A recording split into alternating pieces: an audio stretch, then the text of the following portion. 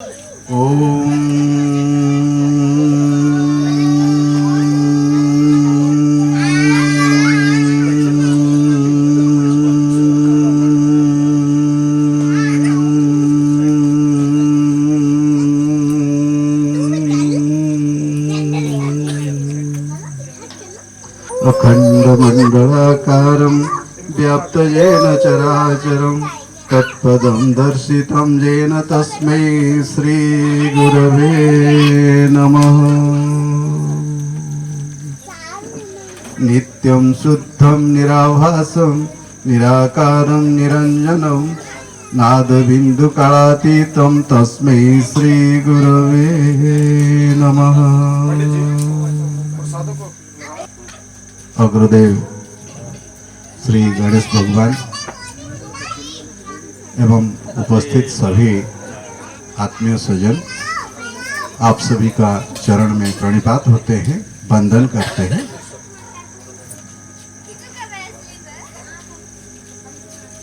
आज के लिए एक छोटा सा प्रसंग रखते हैं। आप सभी से थोड़ा थोड़ा अनुभूति को भी एक दूसरे को बांटते हैं। अनुभूति बांटा जाता है तो व्याप्तता को प्राप्त होता है, परिणाम स्वरूप हम स्थिर हो पाते हैं। तो प्रसंग काल जहाँ था उससे अग्रसर होने के लिए बीच में एक छोटी सी समय लेते हैं। क्या हम लोग स्वयं को प्रेम करते हैं?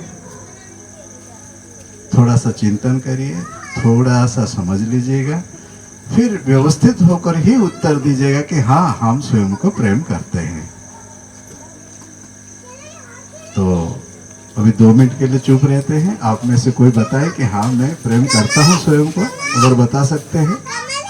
वो आपका नहीं था, मेरा नहीं था, किसी और का था, किंतु अज्ञानतावश, अज्ञानता के कारण उसमें मैं स्वयं को लेकर लपेट में डाल दिया है।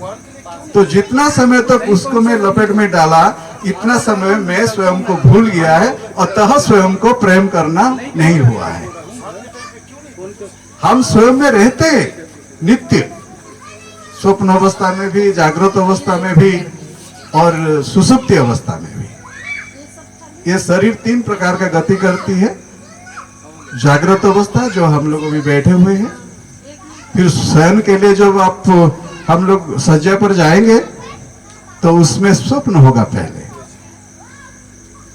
तो एक हिता नाड़ी करके एक नाड़ी होती है गले में, जहां स्वप्नों का संसार शुरू होता है। पशु पक्षी कीट पतंग नदी नाली समुद्र बन जाते हैं, उसमें दूसरा कोई नहीं होता है। तो फिर वो सब आता कैसे, कौन बनाता है? तो उसमें हम स्वयं ही वो रूप सब धारण करते हैं और अपना गला को अपना छेदन करते हुए भी दिखता है स्वप्न में। तो तात्पर्य हुआ, स्वप्नों में भी हम है, जागृत में भी तो है ही, और सुसुप्ति में भी है। सुसुप्ति अर्थात संपूर्ण निश्चल होकर सो जाना है, जिसमें शरीर का भान नहीं होगा। शरीर में पहने हुए वस्त्र अपने तरीका से है अथवा नहीं है वो भी जानकारी नहीं होगा। थोड़ी बहुत पैर में कहा चोटें आई है, जो दर्द हो रहा था और दर्द भी उस समय में नहीं होगा। जैसे डॉक्टर ऑपरेशन के लिए ले जाते हैं, एक एनेस्थेसिया दे देते हैं, तो उसका प्रभाव से वो जो हिस्सा होता है या संपूर्ण शरीर क्यों ना हो, ऑपरेशन के समय में कुछ पता ही नहीं लगता है।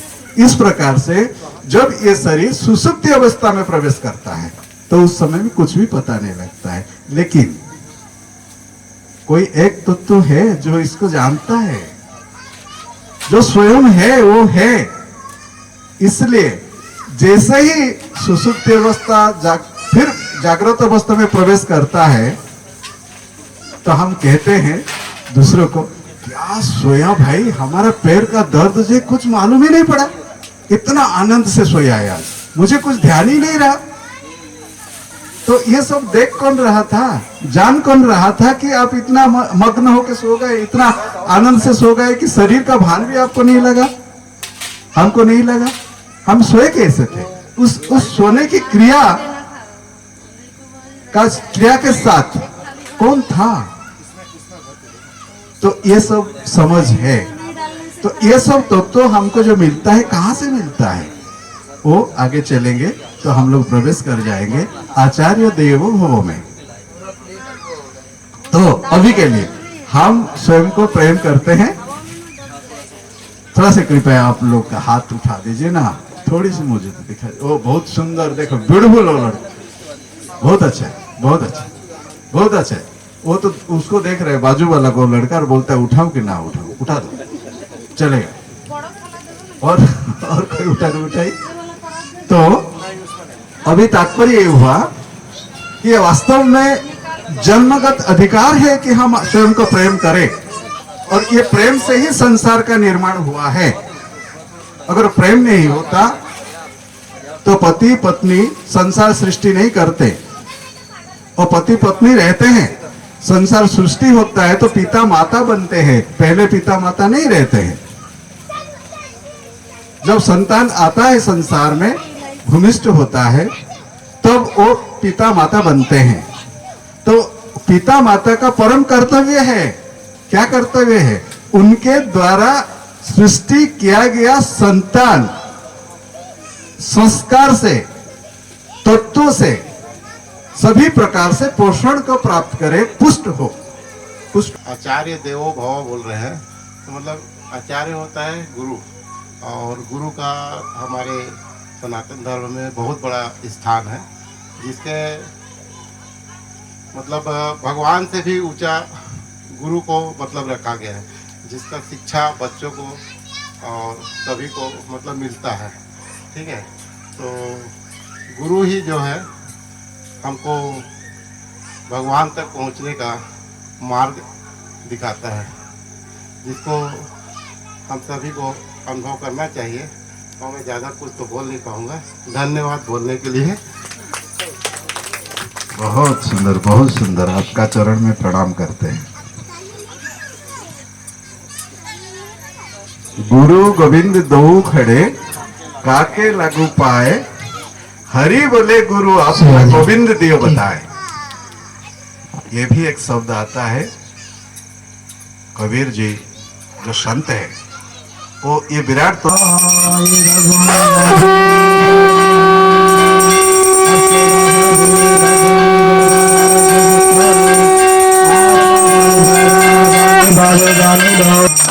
चढ़े फूल चढ़े और चढ़े मेवा, गुण को भोग लगे ग्रंथ करे सेवा।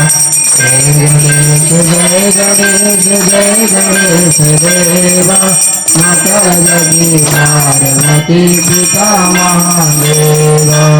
धन को आप देत कौड़िल को काया, राजन को पुत्र देत निर्धन को माया।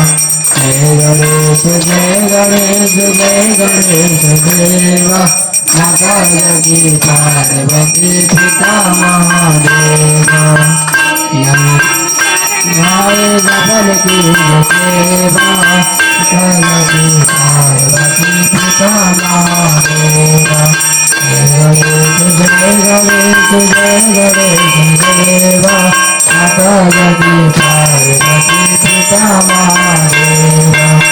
मन की लाज रखो संवत करवारी, कामना को पूरा करो जग बलिहारी। जय गणेश जय गणेश जय गणेश देवा, माता जगी पार्वती पिता महादेवा। स्वामी गजानन राजे, गजानन गरुड़ास, विठलान सारे, हर हर हर महादेव। भूतकार चतुर भुज भुज किशोर, स्वामी भुज किशोर। श्री महारूप निरतता, स्वामी विकोरूप चमत्ता, त्रिभुवन धन मोहि। ओम हर हर हर अक्षमाला वनमाला मूलमाला हरि, स्वामी